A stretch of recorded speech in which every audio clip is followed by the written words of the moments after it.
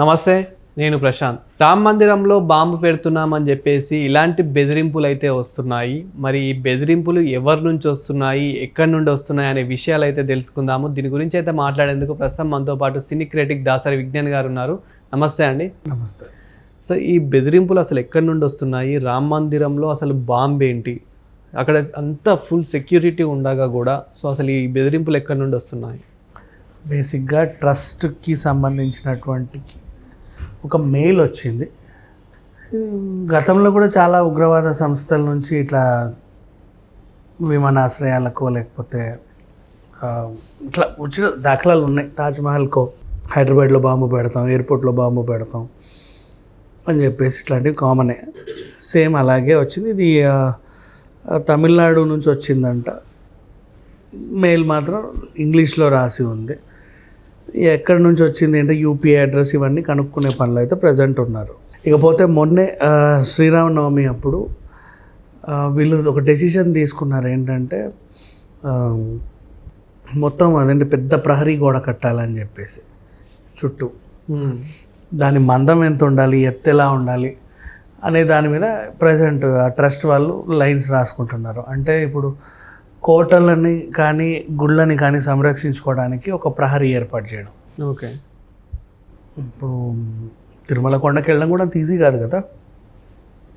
Check పోస్టులు దాటాలి, కొన్ని ఉంటాయి. అవును. ఈ యాదగిరిగుట్ట కూడా అంతే, కొంచెం టిపికల్ ఆ టైప్లో ఇక్కడికి వెళ్ళడానికి కూడా అంటే ఎవరు పడితే వాళ్ళు రావడం, ఎలా పడితే అలా పోవడం లాంటివి ఉండకుండా కొంచెం అది కడదామని చెప్పేసి అనుకున్నారు. అండ్ ఇంకొకటి ఏంటి, మొన్న ఈ 2024లోనే కదా అది స్టార్ట్ అయింది. ఈ 1 ఇయర్లో 13.55 కోట్ల మంది దర్శించుకున్నారు. అదొక రికార్డ్.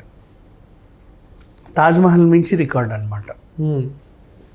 బేసిక్గా తాజ్మహల్కి అలాంటి సందర్శకులు వస్తూ ఉంటారు. దాని మించి ఇది ఒక అరుదైన రికార్డ్ అయితే పొందింది.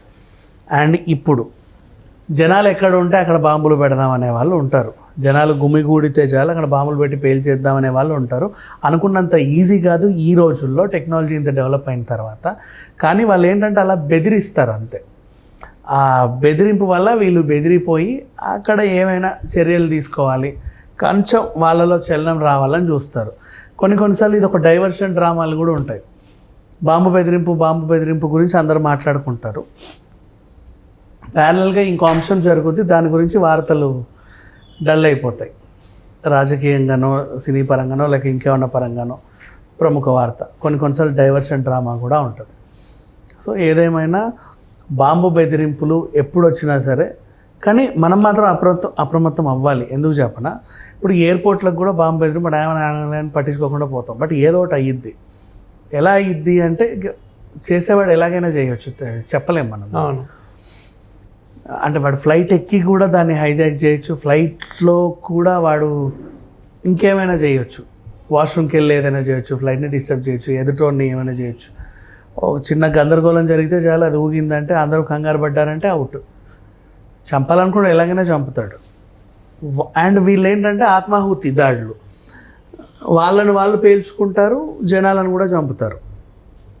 అలాంటోడు ఫ్లైట్ కూల్చడానికి వెనకాడ్డు, బాంబు పెట్టుకొని చంపడానికి కూడా వెనకాడ్డు. కాకపోతే ఏంటంటే ఇప్పుడు ఈ అంశం తెర మీదకి వచ్చేసరికి మళ్ళీ ఉగ్రవాదుల మీద కొంచెం కట్టుదిట్టమైన ఏర్పాట్లు చేయడం.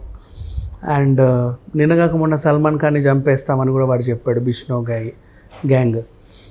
అప్పుడు వీళ్ళకి అనుమానాలు ఏమొస్తాయంటే ఇప్పుడు జైల్లోనే ఉగ్రవాదుల్ని పెడతారు, ఇట్లాంటి మన అండర్ గ్రౌండ్ ఆపరేషన్లు చేసే వాళ్ళని పెడతారు, డాన్లని ఉంచుతారు. వాళ్ళు పరిచయాలు అయ్యే ప్లేస్ అది. అందరూ గొప్ప పనులు అయితే చేసిరారు. అలా అక్కడ ఏమైనా పరిచయాలు అయ్యి లోకల్ వాళ్ళకి ఏమైనా సుపారీ ఇచ్చి ఎవరైనా చేయిస్తున్నారా అని అనుమానాలు ఉంటాయి. ఊరికే జనాలను కంగారు పెట్టడానికి చేసేదే. కానీ ఒకప్పుడు మన లుంబినీలో అండ్ దిల్సుఖ్ నగర్లో కానీ గోకుల్ చాట్లో కానీ బాంబు పెట్టినంత ఈజీ కాదు ఈ రోజుల్లో పెట్టడం. ఆ తయారు చేసిన పరికరం కూడా తీసుకురావడం కూడా అంత ఈజీ ఏం కాదు. కాకపోతే ఏంటంటే దొరికిపోతారు, పెద్ద విషయం ఏం కాదు ఇప్పుడు ఈ రోజుల్లో. మొన్న కూడా రామేశ్వరం కేఫ్ దగ్గర కూడా వాడు ఎవడో బాంబు పెట్టాడు. అది కూడా మహా అయితే 1 వీక్ లోపే పట్టుకున్నారు, పెద్ద విషయం కాదు అది. సో బాంబు బెదిరింపులు అనేవి వస్తూనే ఉంటాయి ఎక్కడైతే జనాలు ఎక్కువ ఉంటారో. ఇప్పుడు రంజాన్ సీజన్ ఉంది ఫర్ ఎగ్జాంపుల్, ఓల్డ్ సిటీకి బాంబు బెదిరింపులు వస్తాయి. ఎలక్షన్ సీజన్ ఉంటుంది, అప్పుడు వస్తాయి.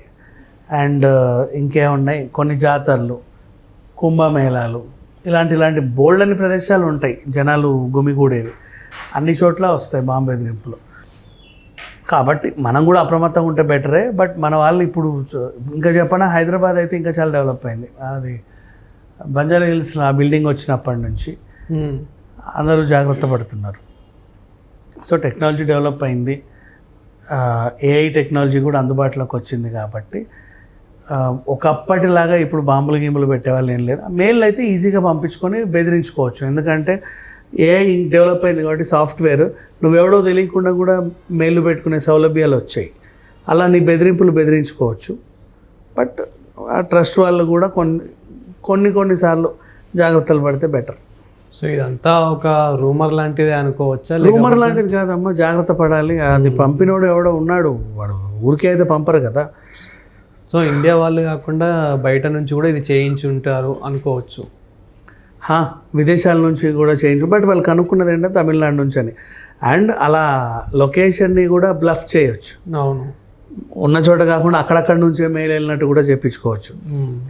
అయినప్పటికీ కూడా మనం ఎంత టెక్నాలజీ వాడినా పోలీసుల టెక్నాలజీ ఇంకా దానికి మించి ఉంటుంది. అవును, దొరికిపోతారు ఈజీగా, పెద్ద విషయమేం కాదు, పట్టేసుకోవచ్చు.